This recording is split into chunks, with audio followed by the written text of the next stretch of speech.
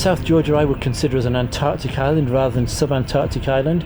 To me, the best boundary of Antarctica is the polar convergence, the Antarctic convergence, the polar front, where you've got those colder waters in the south meeting the slightly warmer waters north. Get the sub-Antarctic islands off New Zealand, they're north of that line, much more heavily vegetated, some fascinating plants there, great bird life as well of course, but South Georgia's just that bit more Antarctic. So you've got a lot of glaciers, a lot of mountains, still got big penguin colonies, burrowing seabirds in the tussock grass that you get along the south coast. So and the reason why all that wildlife there, the land, there's no real food on land. The land is very poor as far as production of food is concerned, but the seas that's around it just full of krill, full of fish, full of marine invertebrates, full of bird food and seal food and whale food. I'm Nigel Milius. I'm from England, but I live in New Zealand. I've lived there about 20 years. That's my wife's homeland. I'm an ornithologist on board. My passion is birds, wildlife in general, birds in particular, but I've been coming down to the polar regions, the Antarctic, for about 30 years, and I have a real passion for everything Antarctic, whether it's history, whether it's ice, whether it's the landforms, the exploration, and of course the wildlife. This South Georgia is a very, very special place. The history there, people like Shackleton, the whaling and whatever we think of whaling today, it's a fascinating history, and most recently of course the rat eradication that's gone on there, getting rid of those rats from the island. We've now got the South Georgia pipit, this small brown songbird, the only small bird like that lives south of the Antarctic convergence, and the population's just exploded. I came here several times before that rat eradication, and you just hardly ever saw the pipits.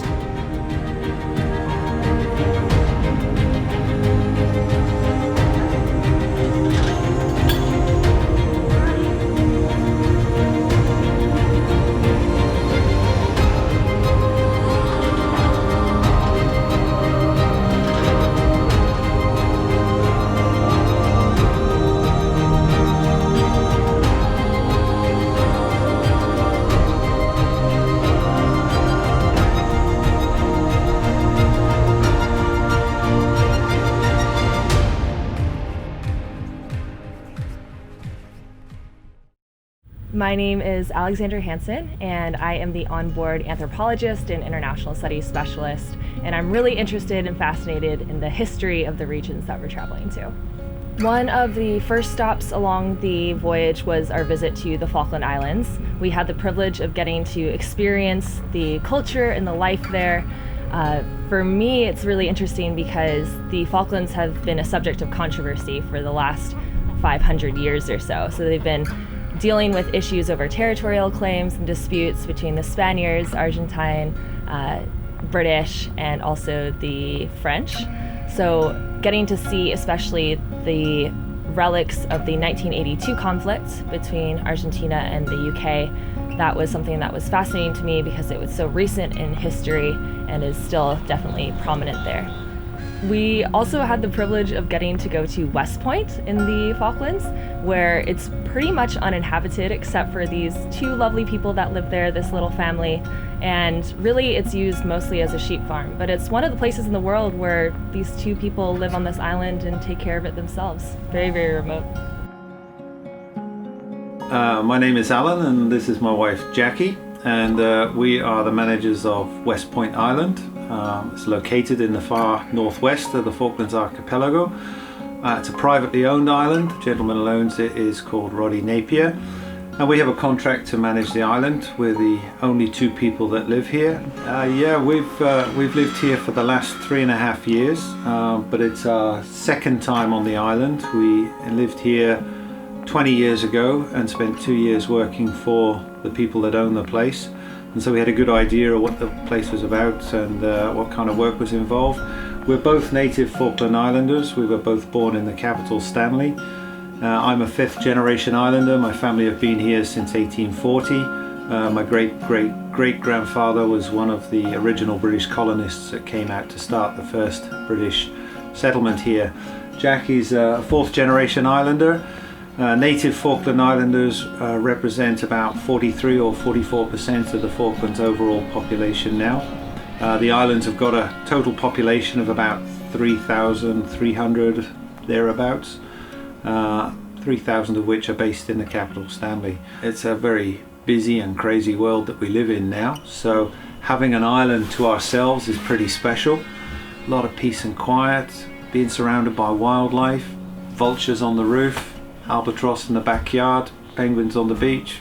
It's pretty darn cool. But yeah, I think it's just a rewarding way of life. You got to do everything for yourself. You can't just pick up a phone and call a plumber or an electrician or a mechanic. You got to figure all these things out yourself. Always finding solutions keeps the brain ticking over. So yeah, it's very rewarding in that way, isn't it?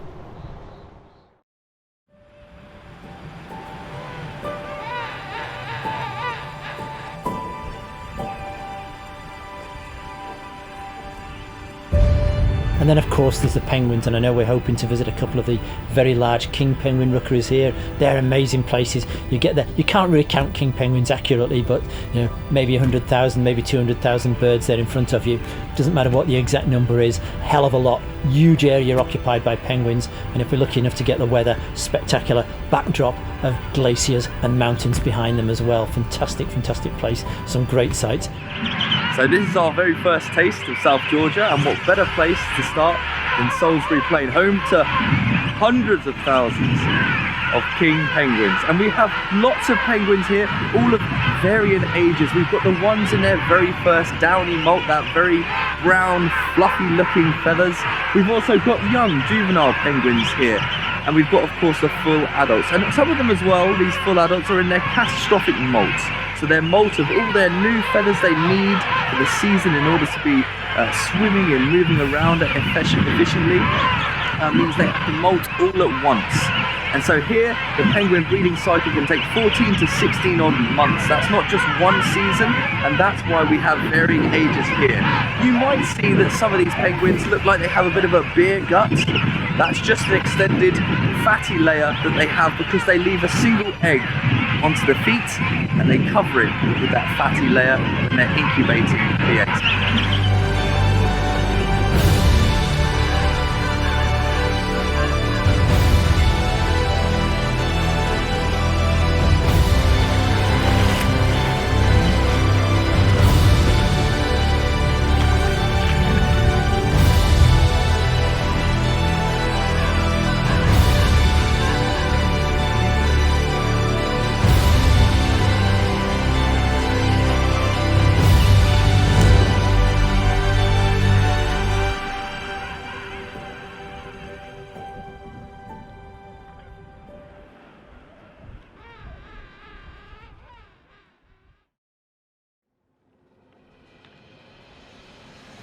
One of the absolute highlights for me was stepping foot on South Georgia. And for me, being able to quite literally retrace the steps of Shackleton on his doomed trans-Antarctic expedition of 1917 that ended in Stromness. So we quite literally got to go to Shackleton's waterfall and walk where he would have walked with a few of his men over to Stromness and those last 2 kilometers.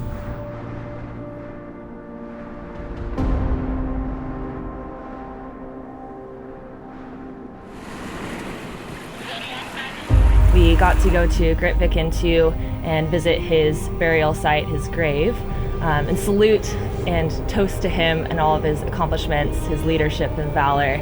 Of course, we know that the doomed trans-Antarctic expedition finished in 1917 on South Georgia when Shackleton and a few of his men sailed to South Georgia from Elephant Island.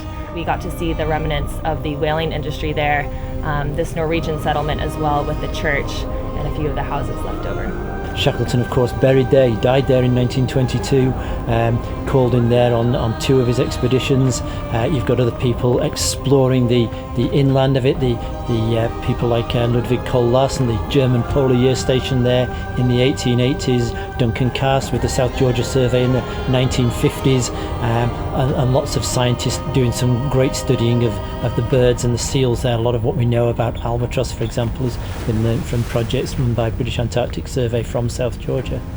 And it's really, I think, historically it's a dramatic place, but also the nature, the landscape is incredible.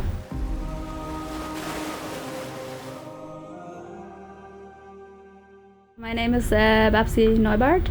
I am actually the human ecologist here on board, originally born in Bavaria, Germany, but based in Iceland now, and I'm just looking at everything on these voyages, how everything is interconnected, what kind of influence we as human beings have, how did nature develop for so many hundreds and thousands of years without the human influence.